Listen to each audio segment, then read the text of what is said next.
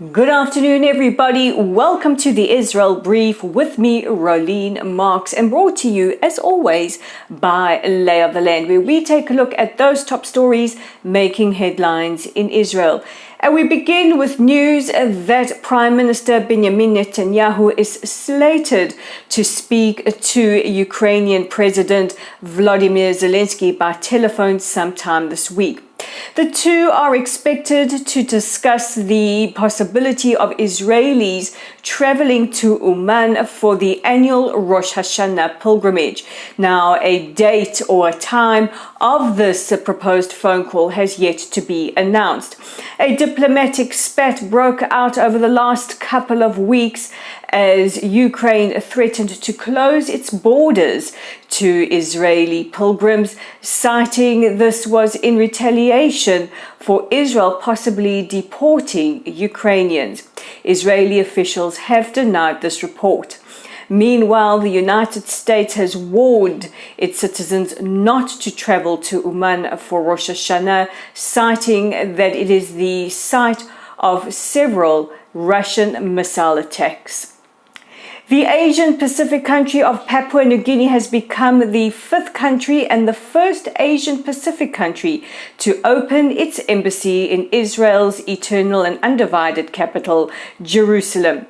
Prime Minister James Mamape, in the presence of Prime Minister Netanyahu, the Mayor of Jerusalem, Moshe Lyon, and Israel's Foreign Minister Eli Cohen, dedicated the embassy yesterday and referenced the God of Israel. The Prime Minister has also met with Prime Minister Netanyahu and Foreign Minister Cohen in an attempt to increase bilateral ties and cooperation between our two countries, especially in the area of agriculture.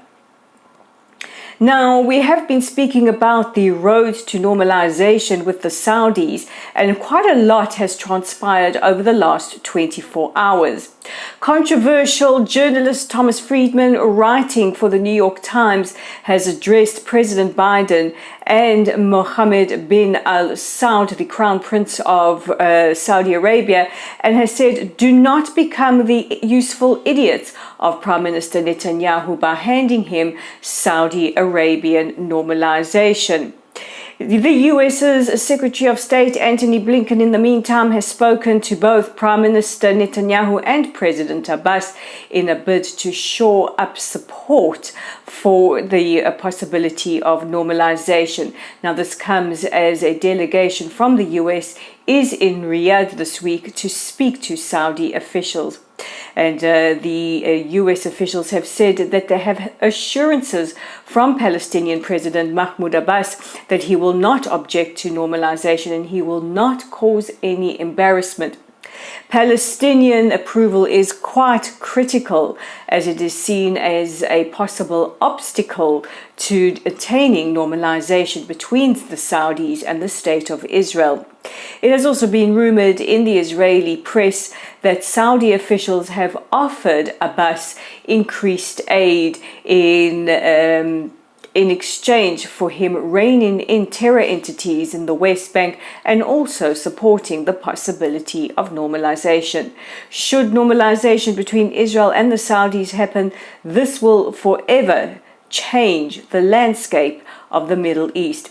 Meanwhile, some are saying that Iran is becoming increasingly fearful that Israel is normalizing ties with more Muslim states. And finally, in today's epic BDS fail, both South Africa and New Zealand have said absolutely not to the BDS coalition and the Palestinian Solidarity Coalition, who called for both countries to withdraw swimmers from the Aquatic World Junior Championships taking place in Netanya this week.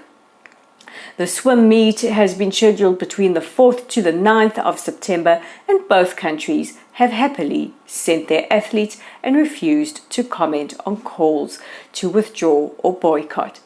What a way to end today's broadcast. Now, just a reminder to you to please check out our website at www.layoftheland.online.